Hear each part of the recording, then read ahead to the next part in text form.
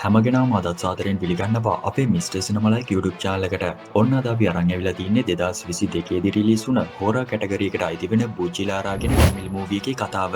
ඉතින් කතාව ගැන කෙටියෙන් කිව්වොත් අපිට මේ මූවි එකේදී මුලින් ඉඳන්ම අගටම බලා ගන්න පුළුවන් වෙන්නේ අබිරාස් දාමඝාතන සීති දාමයක්. ළමයින්ව පැහැරගෙන ගිහිල්ලා ඝාතනය කරලා හදවත් එකතු කරන කුරිරු මානසික රෝගී ඝාතකයෙක් ගැන තමයි අද කතාව ගෙතිලා තියෙන්නේ.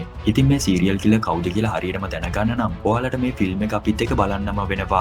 ඉතින් මේ මූවි එකේදී අපිට බලා ගන්න පුළුවන් අම්මෙක්ට තමන්ගේ දරුවෙක් වෙනුවෙන් මුළු ලෝකයක් එක්ුණත් හැප්පෙන එක මහ ලොකු දෙයක් නෙමෙයි කියලා. ඉතින් කතාව වටාම ගෙතිලා තින්නේ දාමඝාතන වගේම දෙමව්පියන්ගේ ආදරය ගැන කියවෙන ලස්සන අදහසක්. ලොකු කුතුහලයක් එක්ක බලන්න පුළුවන් සුපිරිම ෆිල්ම් එකක් කියලා කිව්වොත් හරියටම හරි. මෙතනින් එහාට මම මොනවත් කියන්නේ නැහැ. ඔයාලට ෆිල්ම් එක බලන්න එන්න කියලා ආරාධනා කරනවා. මූවි එකට යන්න කලින් මතක් කරනවා ඔයා තාමත් අපේ channel එකත් එක්ක එකතු වෙලා නැත්නම් මේ වෙලාව අරගෙන අපිව subscribe කරලා තියාගන්න කියලා. එහෙනම් අපි දැන් යමු ආද explanation එකට.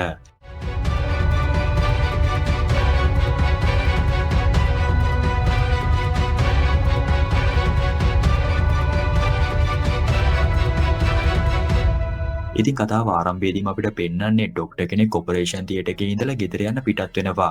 ඒත් එකම අපිට පෙන්නනවා මේ ડોක්ටර්ගේ කාර් එකේ ළඟ එක මිනිස්සෙක් වාඩි වෙලා රෝදවල හුලං යවනවා කියලා. ඉතින් ડોක්ටර් කාර් එකට නගින්න යනකොට තමයි ටයර් වල හුලං ගිහින් කියලා දැනගන්නේ. ඉතින් එතකොට තමයි එයා වෙන ડોක්ටර් කෙනෙක්ගේ බයික් එකකුත් අරගෙන ගෙදර යන්න පිටත් වෙන්නේ. එයා මෙහෙම යන අතරේදී මේ බයික් එකේ පෙට්‍රල් ඉවර වෙලා මග නවතිනවා. ඔන්න ඔය මොහොතේම වගේ මෙයාගේ ෆෝන් එකට නාදුනන මැසේජ් එකක් එනවා. ඔයා දැන් මැරෙන්නයි යන්නේ කියලා. ඉතින් හිතේ තියෙන කුතුහලය වගේම මේ මොහොතේ ඇති වුණ බය නිසා ડોක්ටර් ෆෝන් එකේ ලයිට් එකෙන් මේ පාර දිගේ ඇවිදන් ඉස්සරහට යන්න පටන් ගන්නවා. ඒත් එක තැනකදී මෙයා නවතිනවා. මොකද එයාට දැනෙනවා කවුරු හරි මෙයාගේ පස්සෙන් එනවා කියලා. ඒත් එක්කම තමයි අපිට පෙන්වන්නේ කළු ජැකට් එකක් දාගෙන ඉන්න මිනිස්සෙක්ව. මෙයා මෙතන ඉතින් ડોක්ටර්ව අමානුෂික විදිහට මරලා දානවා.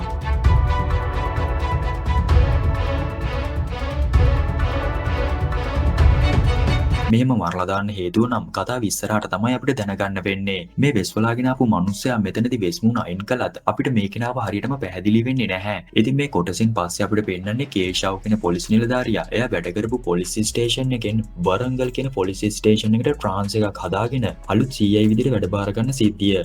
කොහොමවත් කේෂාව් මේ වරංගල් කියන ගමට එන්නේ තනියම නම් නෙමෙයි එයාගේ පවුලේ අයත් එක්ක. ඒ කියන්නේ කේෂාව්ගේ වයිෆ් අනුයි එයාගේ දුවයි වයිෆ්ගේ තාත්තයි එක්ක. මෙයාලා නවතින්නේ ගමෙන් කුලියට ගන්න ගෙදරක. ඔන්න ඔය දවසේ මේ ගෙදරට එන රායව් කියන කේෂාව්ගේ ඇසිස්ටන්ට් පොලිස් ඔෆිසර්ට අනු කියනවා එයාගේ දුවට ඉගෙන ගන්න මේ ගමෙන් හොද ඉස්කෝලයක් හොයලා දෙන්න කියලා. ඉතින් ওই විදිහට රාහිව් ඉස්කෝලේ හොයලා දෙන වගකීමත් බාර ගන්නවා. ඉතින් ඔන්න ඔය දවසින් පස්සේ අපිට පෙන්වන්නේ රාහිව් හොයලා දුන්න ඉස්කෝලේට කේෂාව් අනු පවනි ගිහින් ඉන්න සිද්ධිය. ඉතින් කොහොම හරි පවනිව මේ දවස් ඉස්කෝලේට බාර දෙන්න පුළුවන් වෙනවා. මෙහෙම බාර දීලා ආයමත් පොලිසියට යන්න ලෑස්ති වෙන කේෂාව්ට කෝල් එකක් ආව රාහිව්ගෙන්. ඉතින් එයා කියන්නේ ආයමත් දරුවෙක්ව අමානුෂික විදිහට ඝාතනය කරලා තිනවා කියලා. ඉතින් කේෂාව් රාහිව් දෙන්නම ඊට පස්සේ එන්නේ මේ මැරුණ ගෑනු ළමයාගේ නැටුම් ටීචර්ව හම්බ වෙලා විස්තර ටිකක් දැනගන්න. මොකද මේ ළමයා අන්තිමටම ගිහින් තියෙන්නේ මේ නැටුම් ටීචර්ගේ පන්තියට නිසා. මේ විමර්ශනය වෙන වෙලාවෙදි දකිනවා ඒ ළඟ ගෙදරක CCTV එකක් තියෙනවා කියලා. ඉතින් මෙයාලා CCTV රෙකෝඩින් චෙක් කරන්න පටන් ගන්න මොකක් හරිම හොඩුවාවක් හොයාගන්න පුළුවන් වෙයි කියලා හිතාගෙන. ඒත් එක මේ දවසට අදාළව මේ ළමයා පාරෙන සිද්ධියක් බලද්දි මේ ඇයට දකින්න පුළුවන් වුණා මේ ගෑනු ළමයා අයිස්ක්‍රීම් එකක් කන ගමන් පාරෙන සිද්ධිය. මේ රෙකෝඩින් එක හොඳට අවධානයෙන් බලන් ඉන කේෂව් දකිනවා මේ ළමයාගේ අතින් එයා කන ගමන් ආව අයිස්ක්‍රීම් එක බිම වැටෙනවා කියලා. ඒත් එතනින් එහාට CCTV වල කිසිම දෙයක් සටහන් වෙලා තිබිලා නැහැ. ඉතින් මෙයාලා ආවා ඒ බිම වැටුණු අයිස්ක්‍රීම් එකේ කෝට්ට තියෙන තැනට. කේෂව්ට මේ අයිස්ක්‍රීම් එක ගැන හිතේ සැකයක් එන නිසා එයා වැඩිදුර පරීක්ෂණ වලට මේක තියාගන්නවා. ඉතින් මේ වෙදි මේ ගමේ වෙන හැම දෙයක්ම මුළු රටක්ම නිවුස් වලින් දැනගන්නවා. ඔන්න ඔය කොටසින් පස්සේ දවසේ අනු වගේම කේෂව් දෙන්නා පවනිව ඉස්කෝලේ ගිහින් ඇරලවන සිද්ධියක් පෙන්නනවා. ඉතින් මේ වෙලාවේ අනු පවනිට චොක්ලට් එකක් දෙනවා. මේ දේ එතන හිටපු තවත් කැනු ළමෙක් බලන් ඉන්න නිසා අනු ඒ ළමයාට චොක්ලට් එකක් ආසාවෙන් දෙනවා. ඉතින් මේ හැමදේම ඉස්කෝලේ ප්‍රින්සිපල් බලාගෙන ඉන්නේ පුදුමෙන් වගේ. ඔන්න ඔය වෙලාවෙම කේෂව්ට කෝල් එකක් ආවා ලැබ් එකෙන්. එයාට කිව්වා යාලා චෙක් කරන්න දුන්න අයිස්ක්‍රීම් කෝට්ටේ මත්ද්‍රව්‍යයක් තියෙනවා කියලාත් ඒ දේ නිසා දවස් දෙකක් විතර ලොකු නිින්දකට උනත් වැටෙන්න පුළුවන් කියලා හොයාගත්තා කියලා. ඉතින් මේ දේ නිසාම තමයි ඒ පැත්තේ තියෙන හැම අයිස්ක්‍රීම් විකුණන කෙනෙක්වම පොලිසියට ගෙනල්ලා ප්‍රශ්න කරන්න පටන් ගන්නෙ. ඉතින් පවනිගේ ඉස්කෝලේ ගාව නිතරම වගේ ඉන්න අයිස්ක්‍රීම් විකුණන කොල්ලත් මෙතන ඉන්නවා කියලා කේෂව් දකිනවා. අනිත් හැම කෙනෙක්ටම වඩා බයක් මේ කොල්ලගේ හිතේ තියෙනවා කියලා හොඳටම පේන්න පටන් ගන්නවා. මෙතන ඉන්න රාහි වෙතනින් තෝරගත් එක මිනිස්සෙක් හොඳටම ගහනවා. එතකොට අර කොල්ල යටේ තියෙන හිතන්න පටන් ගන්නවා එයා බේරුණා කියලා. ටික වෙලාවකට පස්සේ එතන ඉන්න හැමෝටම කේෂව් යන්න කියනවා. හැබැයි මේ කොල්ලා විතර තියාගන්නවා. ඉතින් ඊට පස්සේ ප්‍රශ්න කරනකොට තමයි දැනගන්නේ මේ කොල්ලට හැමදාම මිනිස්සු වගේක් සල්ලිත් එක්ක අයිස්ක්‍රීම් දෙනවා කියලා. මෙයා ඒව එන ළමයිට විකුණන්නේ සල්ලි ගන්න මිසක් වෙන දෙයක් හිතාගෙන නම් නෙමෙයි කියලා කියනවා. ඉතින් ওই සිතෙන් පස්සේ අපිට පෙන්වන්නේ වීල් එකක ඉඳන් ඈතින් එන ළමයෙක් දිහා බලාගෙන ජෝඩුවක් ඉන්නවා කියලා. මෙතන ඉන්න මේ ගෑනු කෙනා එයාගේ අතේ තියෙන බිස්කට් වගේ එකට ස්ප්‍රේ එකක් කියලා අර පාරේ ආව ළමයට කන්න දුන්නා. ওই දෙයත් එක වැඩි වෙලාවක් යන්නේ නැතුවම මේ ළමයා සීය නැතුව වැටෙන්න පටන් ගත්තා. ඉතින් මෙතනදී මේ ජෝඩුව මේ ළමයාව ගෝණියක් ඇතුළට දාගන්නවා. ඒත් මෙයාලා දකින්න එයාලට ඉස්සරහින් කේෂව් කියන පොලිස් නිලධාරියා එනවා කියලා.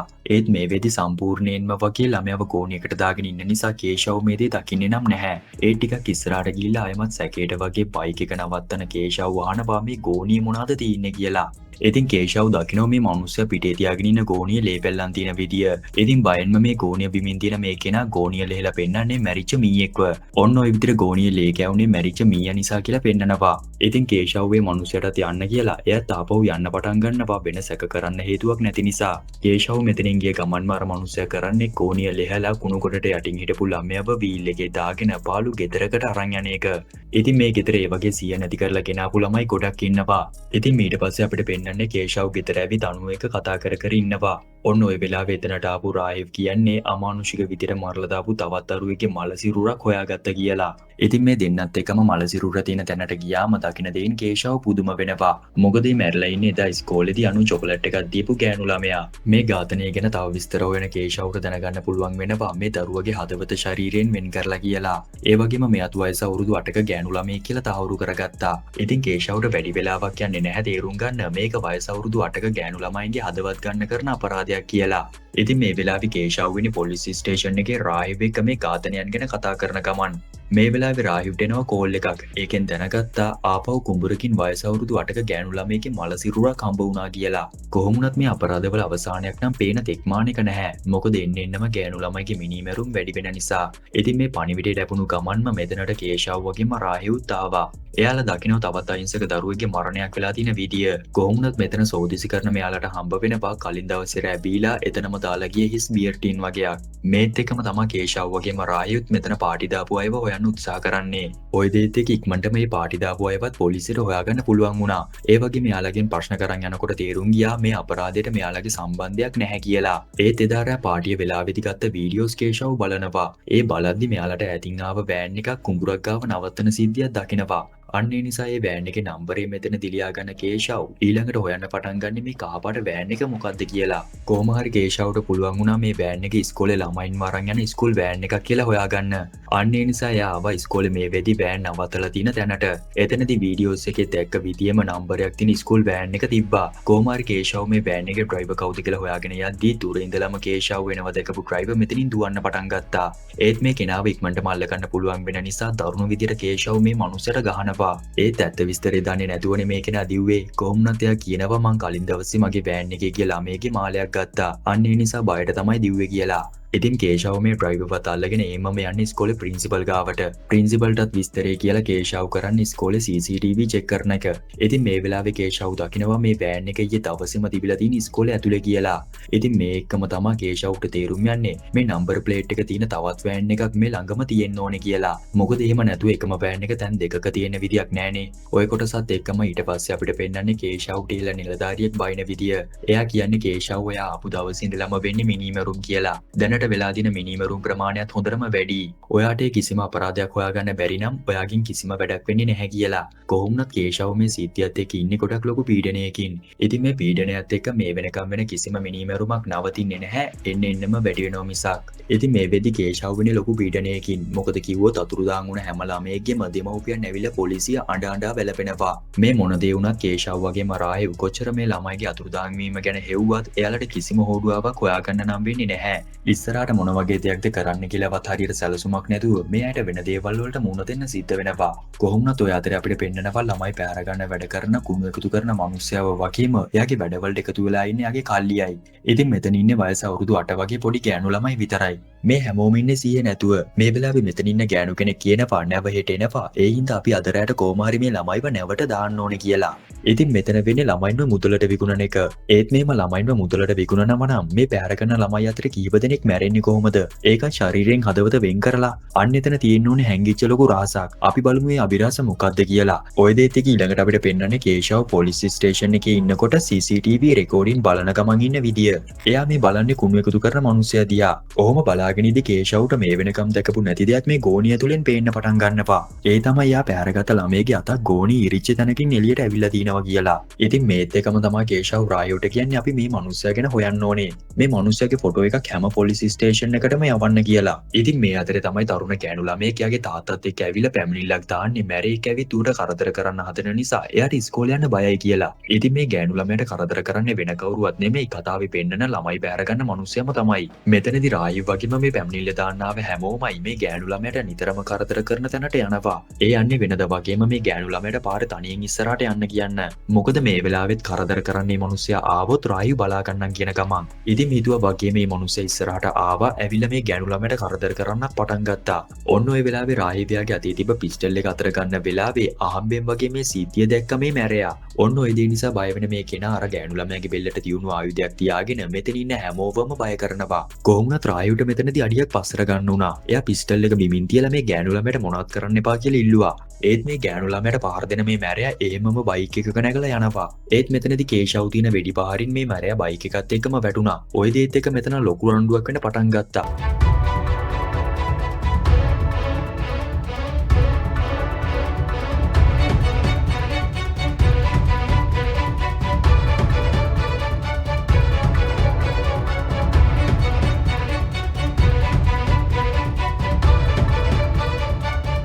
කොහොමරි අන්තිමේදී පොලිසියට පුළුවන් වුණා මේ මැරයා පල්ලලා කූඩුවට දාන්න.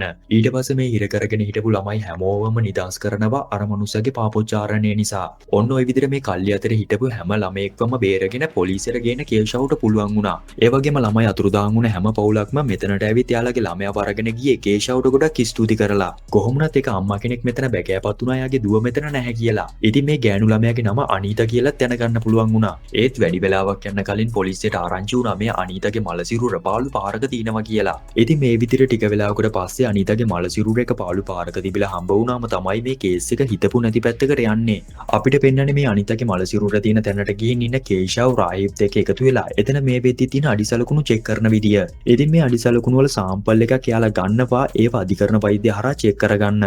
ඉතින් මේ වෙලාවේ මෙතනට ආපු වෛද්‍යවරයෙක් මෙයාලට කියනවා මේ මලසිරුරේ හදවත වෙන් කරලා කියලා. කොහොමුණත් මේ සත්කම සාමාන්‍ය මිනිස්සෙක්ට කරන්න අමාරුයි කියලා තේරුම් ගන්න නිසා මෙයා ඊළඟට කරන්නේ මෙයාලා නගරේ තියෙන ශල්‍ය වෛද්‍ය උපකරණ තියෙන හැම කඩේකටම ගිහින් මේ මාසය ඇතුළත වෛද්‍ය උපකරණ ගන්නව හැම කෙනෙක්ම විස්තර හොයන එක.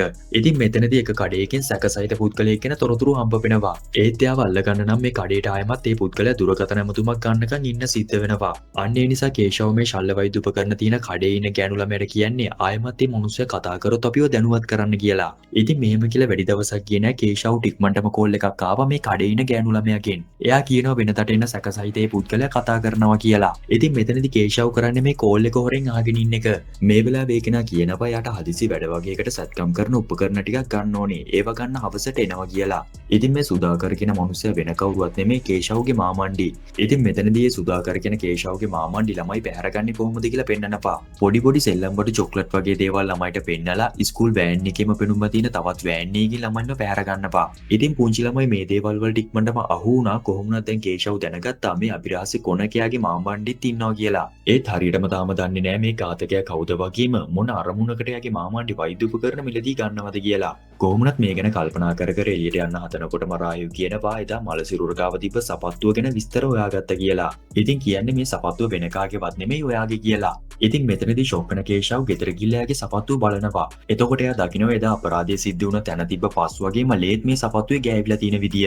ඔන්න ඔය වෙලාවේ මෙතනට එන කේෂව්ගේ මාමණ්ඩි කේෂව්ගේ සපත්තු දෙක දානකොට අහනවා ඔය මගේ සපත්තු දෙක නේද කියලා. ඉතින් මාමණ්ඩි කියන්නේ ඕනේ මට අමතක වුණා. දැන් ඉතින් මමත් වයසයිනේ කියලා. ඔන්න ඔය වෙලාවේ සිද්ධ වුණ පැටලිල්ල නිසා කේෂව් කේෂාවට පොඩි ඉඟියක් කියනවා ඝාතනය වෙච්ච අනීතගේ මලසිරුර ගාවට යගේ සපත්තු දෙකේ සලකුණු කොහොමද ගියේ කියලා. දැන් ඇත්තටම කේෂාව යාගේ මාමණ්ඩිව සැක කරන්න පටන් අරගෙන අන්න ඒ නිසා මෙතනින් පාර පැත්තට යන යාගේ මාමණ්ඩිගේ පස්සෙන්ම කේෂාව ෆලෝ කරගෙන යන්න පටන් ගන්නවා. ඉතින් කේෂාව සැක කරපු විදියට මේක නා කෙලින්ම යන්නේ අර සත්කම් උපකරණ තියෙන කඩේට. ඒකෙන් මේ බඩු ටිකත් අරගෙන යනවා කැලේ හංගලා තියෙන අර කහපාට ස්කූල් වෑන් එක ළඟට. කොහොමද සුදාකර දන්නේ නැහැ කේෂාව මේ හැමදේම බලාගෙන ඉන්නේ කියලා. ඉතින් මේ වෑන් එක කෙලින්ම ගිහින් නතර වෙන්නේ පොඩි දරුවෙක් ඉන්න ගෙදරක් ළඟ. මේ ගෙදර මිදුලේ ගෑනු ළමෙක් පාඩම් කර ඉන්නවා. ඉතින් මේ මාමණ්ඩි ගිහින් මේ ළමයාට සෙල්ලම් බඩුවක් දීලා ළඟට කතා කරනවා. ඉතින් ළමයාව ගන්න වෑන් එකෙන් බහින්න හදනකොට මෙයා හම්බෙන් වගේ දකින්නව පිටිපස්සේ ඉන්න කේෂාවව. ඉතින් හොඳටම බය වුණ සුදාකර් වාහනේ පුළුවන් තරම් හයියෙන් යන්න පටන් ගන්නවා. කොහොමුණත් කේෂාව මෙතනදී මේ වෑන් එක පස්සෙන් පන්නන් යනවා.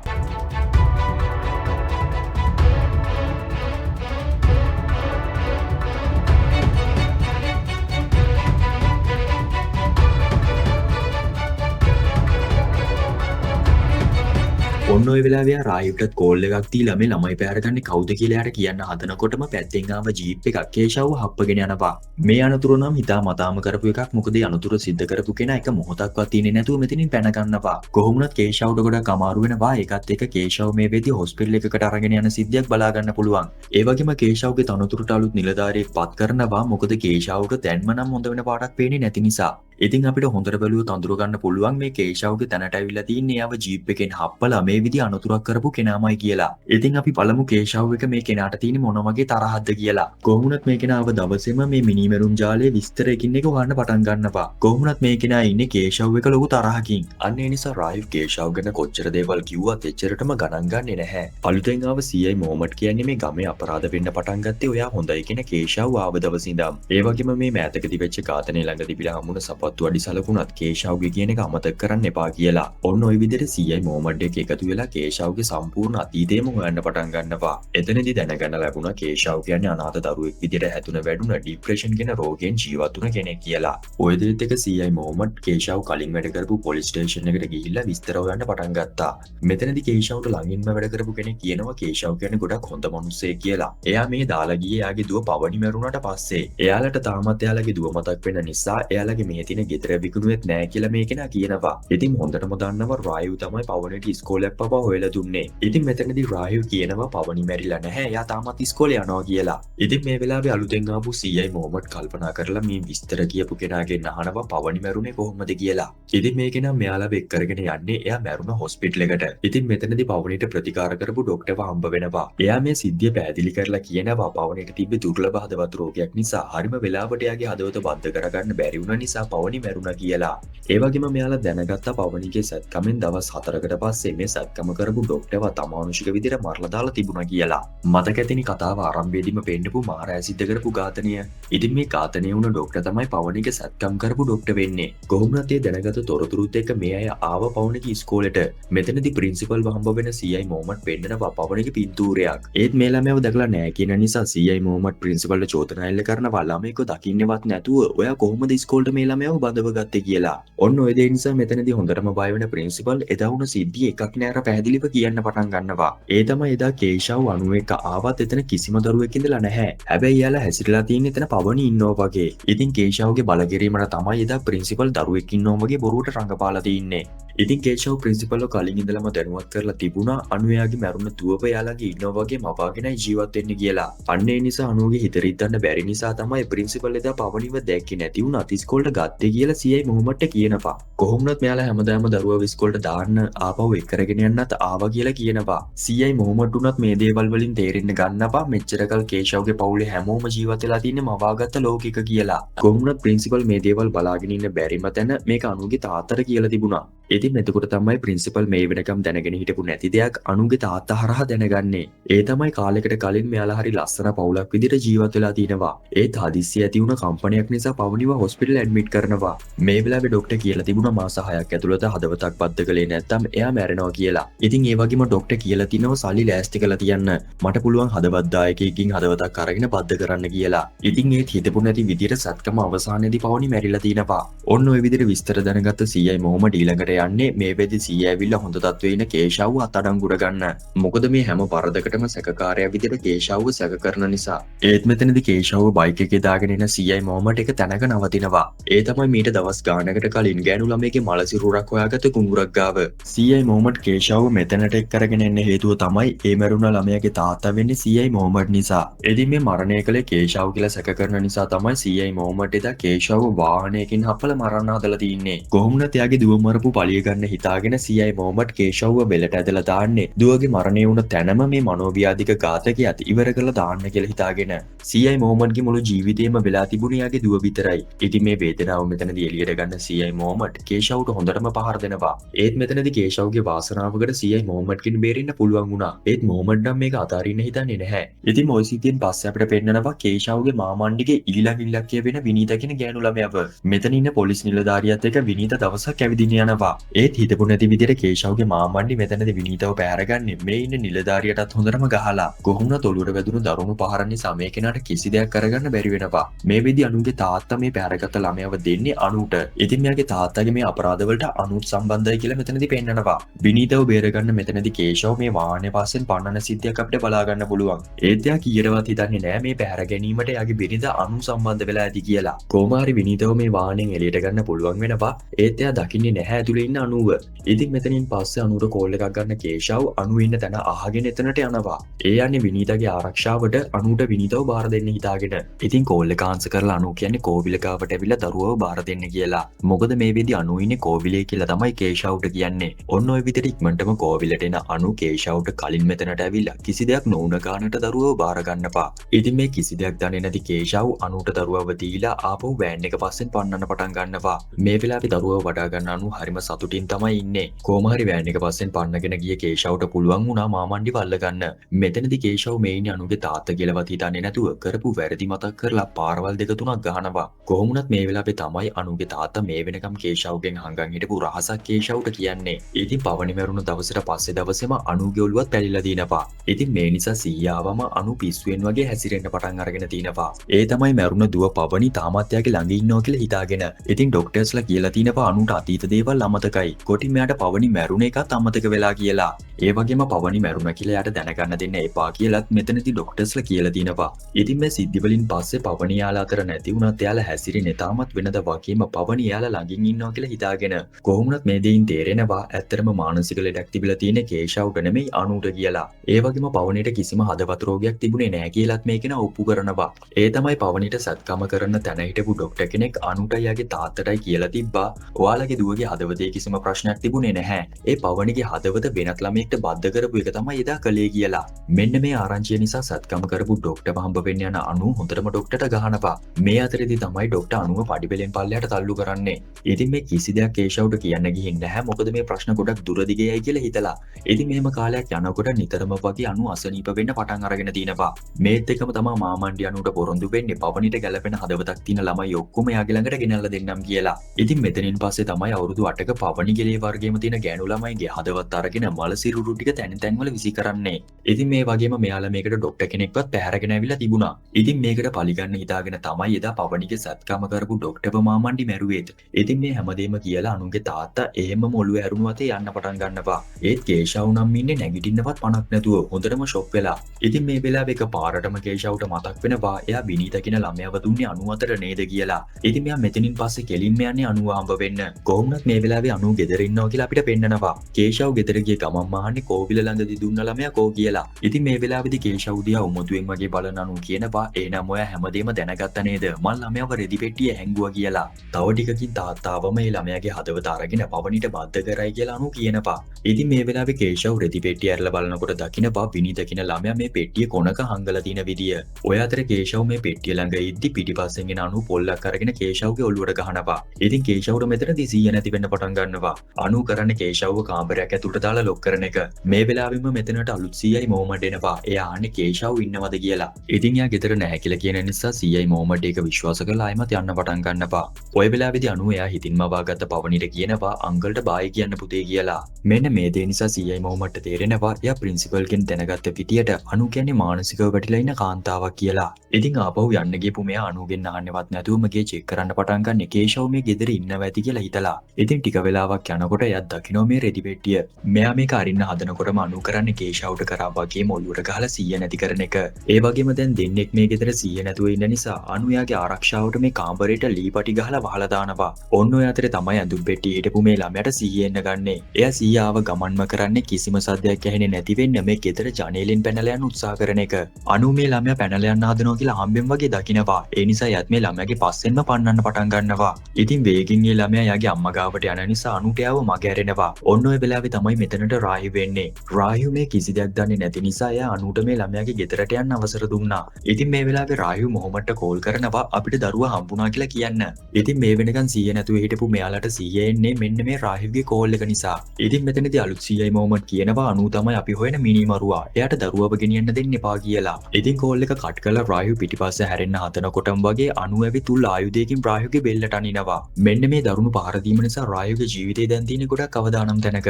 ඔන්න ඔය කොටසින් පස්සේ අපිට පෙන්නන්නේ අනු තවත් ඩොක්ටර් කෙනෙක්වත් එක්ක අරගෙන යනවා පාළු ගොඩනැගිල්ලක් ගාවට. ඉතින් අනු මේ ඩොක්ටර්ව මේ පාළු ගොඩනැගිල්ලේ කාමරයක් ඇතුළට එක්ක අරගෙන ගිහින් කියනවා මේ නිදාගෙන ඉන්න ළමයාගේ හදවත පවණිට බද්ධ කරන්න කියලා. ඉතින් මෙතනදී ඩොක්ටර් අහනවා කෝ ඔයා පෙන්නන පවණි කියන දරුවා කියලා. ඉතින් මෙතනදී අනුට පේන්නේ යා මවාගෙන ඉන්න පවණිමනේ. ඒත් වෙන කිසි කෙනෙක්ට එහෙම ළමයෙක් ඉන්නවා කියලා පේන්න නම් නැහැ. කොහොමුණත් අනු කියන විදියට මෙයාගේ තාත්තත් මෙතනදී රඟපාන වහරියට දරුවෙක් ඉන්නවා වගේ.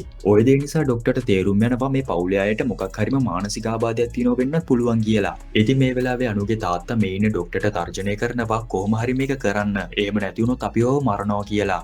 ඉතින් මේ බයට තමයි ඩොක්ටර් මේ විනීත කියන ළමයාගේ හදවත අරගන්න සත්කම කරන්න පටන් ගන්නෙ. කොහොමුණත් අපිට මේ වෙලාවේදී පෙන්නනවා විනීතව බේරගන්න කේෂව් වගේම සීයි මොහොමඩ් මේ නවාතැනට එන විදිය. ඉතින් මේ වෙලාවේ කේෂව් බය නැතුව අනුගාවට යන්න උත්සාහ කරනවා. එයා දිගටම කියන්න උත්සාහ කරන්නේ පවණි අපි අතර ජීවත් වෙන්නේ නැහැ. එයා මැරිලා කියලා. ඒත් පවණි මැරිලා කියලා කිව්ව දේ තමයි කේෂව් කරපු ලොකුම වැරද්ද. මොකද අනුගේ කේන්තිය වගේම පිස්සුව තවත් වැඩි වෙන්න පටන් ගන්නවා මේ කිව්ව දේ නිසා. කොහොම හරි මෙතනදී මේ දෙගොල්ලෝ අතර වෙන රණ්ඩුවක් පෙන්නනවා. මෙතනට සීයි මොහොමඩ් ඇවිල්ලා අනුගේ තාත්තට හොඳටම ගහනවා.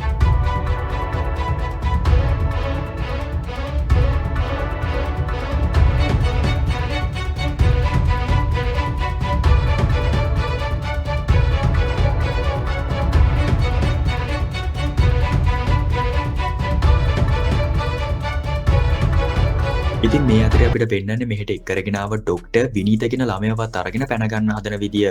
කොහොම හරි මෙයාලව දකින අනු එයාලට යන්න දෙන්නේ නැතුව අල්ල ගන්නවා. කොහොම හරි දරුවා වායමත් අතර ගන්න අනු දැන් ඉන්නේ ගොඩක් වියරු වැටිලා. ඔය අතරේ සීයි මොහොමඩ් අතින් මාමණ්ඩි පවා මැරෙනවා. ඉතින් අනු දරුවත් වඩාගෙන ආපහු සත්කම කරන තැනට එනවා. මෙතන ඉන්න මොහොමඩ් කරන්නේ අනු හිතෙන්ම වාගෙන ඉන්න පවණිව මරන්න හදනවා වගේ රඟපාන එක. කොහොම හරි අනු මේ බයට දරුවව මොහොමඩ්ට දෙනවා. ඒ දරුවව අරගෙන යන්න හදනකොටම අනු මොහොමඩ්ගේ පිටට පීයකින් අයින්නවා. ඒත් විනීතව අයියෙන් අල්ලගෙන ඉන්න මොහොමඩ්ට පුළුවන් වෙනවා. කොහොමුණත් දිගටම අනු සීයි මොහොමඩ්ට පීයනුම් සිද්ධ කරන නිසා සීයි මොහොමඩ්ගේ පවා ජීවිතේ දැන් තියෙන අනතුරක. ඉතින් මේත් එකම තමයි අපිට පෙන්නන්නේ කේෂව් ඇවිල්ලා අනුගේ ඔළුවට ගහන සිද්ධියක්. ඉතින් මේ පාර කොච්චර සැරට වැදුනත් අනු ඒත් අතාරින්නේ නැතුවම වියරුවෙන් දඟලනවා. ඔය දෙයක වෙන කරන්න දෙයක් නැතිකමට කේෂව් ඊළඟට ගහන පාරක් නිසා අනු එතරම් මැරිලා වැටෙනවා. ඉතින් කේෂව්ට යාගේ මුළු පවුලම මේ නිසා නැති වෙනවා. කේෂව් මේ වෙලාවේ ඉන්නේ වෙච්ච කිසිම දෙයක් දරා ගන්න බැරුව ලොකු මානසික පීඩනයකින්. එයා අනුගේ මිනිය බදාගෙන එකක ගහ හඬන්න පටන් ගන්නවා.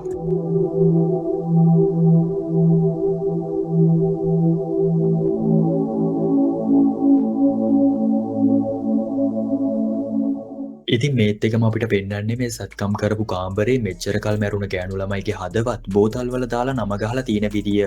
ඉතින් මේ අතරේ සීයි මොහොමඩ්ගේ දුවගේ හදවතක් තියෙනවා සීයි මොහොමඩ් දකිනවා. මෙයා ආපහු හැරිලා යාගේ දුවගේ හදවත දිහා බලන්නේ හිතේ ලොකු වේදනාවක් තියාගෙන.